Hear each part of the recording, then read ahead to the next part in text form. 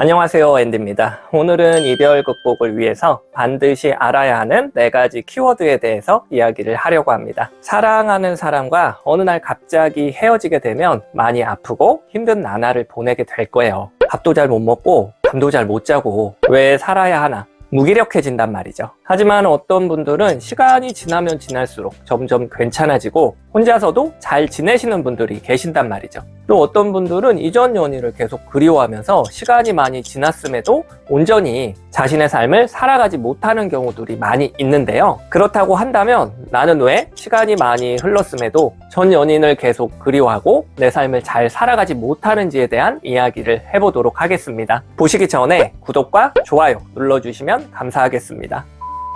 시간이 많이 지난 이후에도 전 연인을 계속 그리워하는 첫 번째 이유는 내가 상대방에게 특별함이라는 라벨을 부여했기 때문이에요. 서로 너무 잘 맞았고 잘 통했고 절대 이런 사람은 없다고 생각하는 거죠. 그리고 함께한 추억이나 공유한 것들이 많기 때문에 특별하다고 생각을 하는 거예요. 내가 상대에게 특별함을 부여하는 순간 그 사람이 아니면 절대 안 된다는 자기 합리화, 생각의 덫에 구속되게 됩니다. 코끼리, 사슬, 증후군이라는 말이 있어요. 어릴 적 코끼리를 사슬에 묶어 놓으면 성인이 되어서도 그 사슬 반경 안에서만 움직인다고 해요. 어떻게 보면 마음의 덫이 코끼리를 구속하는 거죠. 하지만 내 감정을 조금 내려놓고 객관적으로 생각을 해보면 그 사람은 그냥 흔한 사람, 보통 사람, 밖에 나가면 평범하게 만날 수 있는 그런 사람이란 말이죠. 내가 그 사람과 추억이 있고 받아주고 마음을 줬던 사람이라 특별한 것이지 정말 그 사람이 특별한 사람인가에 대해서는 점검을 한번 해봐야 한다는 거예요. 자기가 조금 힘들어서 자기 편하겠다고 혼자 판단하고 이별을 결정한 그 사람이 정말 나에게 특별한 사람, 좋은 사람이 맞냐는 거예요. 내가 지금 이렇게 아프고 힘든 시간을 보내고 있는데 그 사람은 신경 쓰고 싶지 않다고 나 몰라라 하고 있는 거잖아요. 그런 그 사람을 내가 평생 사랑하겠다고 힘들고 아픈 마음들을 감내하면서 연연할 필요가 있느냐는 거예요. 내가 가장 힘든 순간에 내 옆에 없는 사람은 더 이상 나에게 좋은 사람, 특별한 사람은 아닌 거예요. 우리가 보통 옆집 아저씨 때문에 마음이 아프고 힘들어하진 않잖아요. 물론 옆집 아저씨는 우리 집에 불이 났다거나 강도가 들었을 때 119나 경찰에 신고를 해줄 수는 있을 거예요. 하지만 헤어진 전 연인은 우리 집에 불이 나고 강도가 침입했어도 나 몰라라 할지도 몰라요. 어떻게 보면 전 연인이란 존재는 옆집 아저씨보다 못한 사람이 되었단 말이에요. 그 사람이 나에게 더 이상 특별한 사람, 좋은 사람이 아니라면요, 이제부터 나도 그 사람 때문에 더 이상 아파하거나 연연할 필요가 없다는 거예요. 이제부터는 그를 위해서가 아니라 나를 위해서 살아가야 되지 않겠냐는 거예요.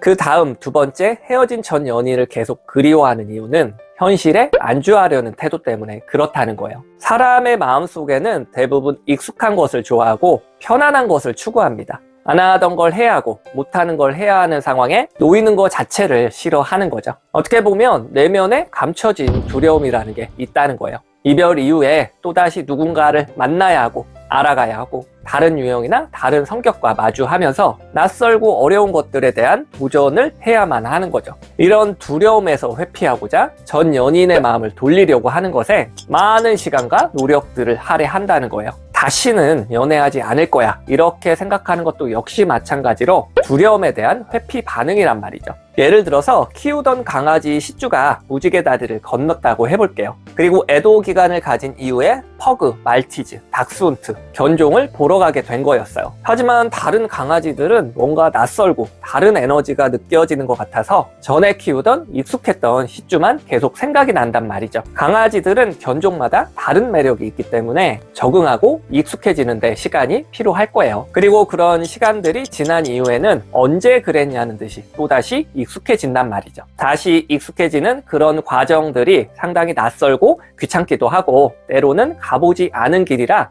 두렵기도 할 거예요. 하지만 그런 과정들이 있었기 때문에 내가 성장할 수 있었고 많은 것들을 배울 수 있는 그런 계기가 되었다고 생각을 해요. 헤어진 전 연인이 특별해서 내가 다시 만나고 싶은 것이 아니라 내 안에 감춰진 두려움이 자꾸만 전 연인을 찾게 되는 거란 말이죠. 그렇기 때문에 나에게 익숙한 시쭈가 아니면 절대 안 돼 이런 생각보다는 이전에 내가 시쭈를 키웠다면 이번에는 퍼그를 한번 키워보자 이런 마인드로 지내시는 것을 추천드립니다. 그 다음 세 번째, 헤어진 연인을 내가 계속 그리워하는 이유는 이별을 너무 많이 분석하셔서 그렇다는 거예요. 그 사람의 마음이 왜 변했고, 그게 헤어짐의 진짜 이유였을까? 왜 헤어졌을까? 이별에 대해서 과도하게 분석하시는 분들이 있으세요. 그리고 내가 매력이 없어서 그런 건가? 다른 여자가 생긴 건가? 상대는 나를 다 잊고 잘 지내는 것 같은데 나만 진심이었나? 너무 많은 것들을 분석하다 보면 이제는 뭐가 진실인지조차 헷갈린단 말이죠. 물론 과거 사건에 대해서 내가 부족했다거나 실수한 부분이 있다면 거기서 이제 교훈을 얻고 다음에는 비슷한 실수를 하지 않으면 되는 거예요. 하지만 너무 많은 것들을 분석하다 보면 뭐가 맞는지 더 혼란스럽고 생각이 꼬리를 문단 말이죠. 사실 그 사람의 마음이 왜 변했는지는 당사자도 잘 모를 거예요. 어떻게 보면 그 사람도 추측하고 이야기를 했을 거란 말이죠. 그리고 질문을 어떻게 유도하느냐에 따라서 헤어짐의 이유도 다른 대답이 나올 수 있다고 생각을 해요. 그렇기 때문에 그 사람의 대답이 100% 정확한 것도 아니란 말이죠. 그 사람도 그렇고 나도 그렇고 추측이라는 것을 계속 하는 거예요. 하지만 한 가지 확실한 것은 그 사람은 지금 나와 당장 다시 만날 생각이 전혀 없다는 거예요. 그렇게 냉정하고 단호한 모습 처음 봤잖아요. 이런 상황에서는 사과할 부분이 있다면 사과를 하고 싶은 말이 있다면 덤덤하게 전달할 수는 있을 거예요. 그리고 그 사람의 마음이 앞으로 어떻게 변하는지는 이제부터는 전적으로 그 사람의 몫이란 말이죠. 그리고 나는 마지막 내 진심을 전달한 이후에 이별을 받아들이고 내 삶에 집중을 하면 되는 거예요. 백날 이별을 분석해봤자 뭐가 맞는지 뭐가 진실인지 알 길이 없다는 거예요. 시간이 지난 이후에 그 사람이 정말 후회하고 돌아온다면 그때 그 사람의 진심을 알게 되는 거고요. 만약 돌아오지 않는다면요, 그게 그 사람의 진심인 거예요. 그걸 내가 백날 분석하고 추측하면서 내 몫을 잘 이행하지 않는다면요, 거기에 대한 혹독한 대가로 내게 주어진 하루하루가 매일 이별 첫날처럼 느껴지게 될 거란 말이죠.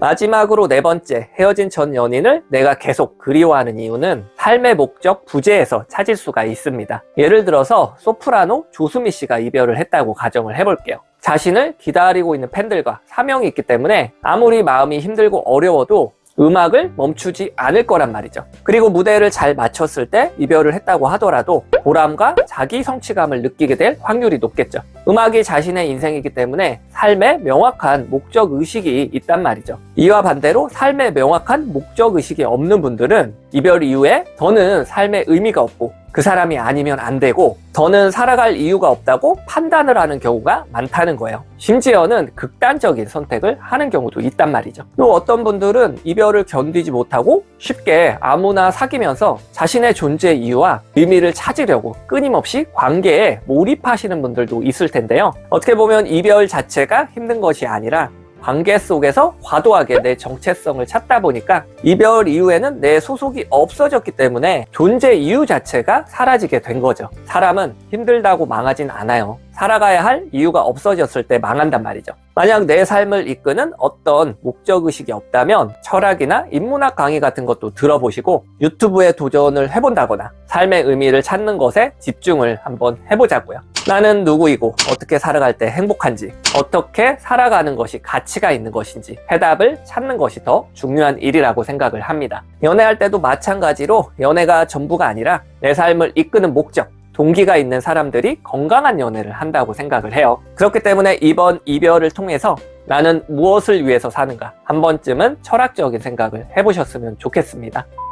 지금까지 이별 극복을 위해서 반드시 알아야 하는 4가지 키워드라는 주제로 이야기를 나눠보았습니다. 여러분들은 어떤 이유 때문에 전 연인을 계속해서 그리워하고 있다고 생각을 하시나요? 아무래도 여름보다는 움츠러드는 겨울이 헤어진 전 연인이 더 많이 생각나는 계절이라고 해요. 그리고 이번 주는 무척 추웠잖아요. 하지만 겨울도 이제 얼마 남지 않았어요. 조금만 기다려 보시면 포근한 봄이 오니까 이별로 인해서 조금만 아파하시고 조금만 힘들어 하셨으면 좋겠습니다.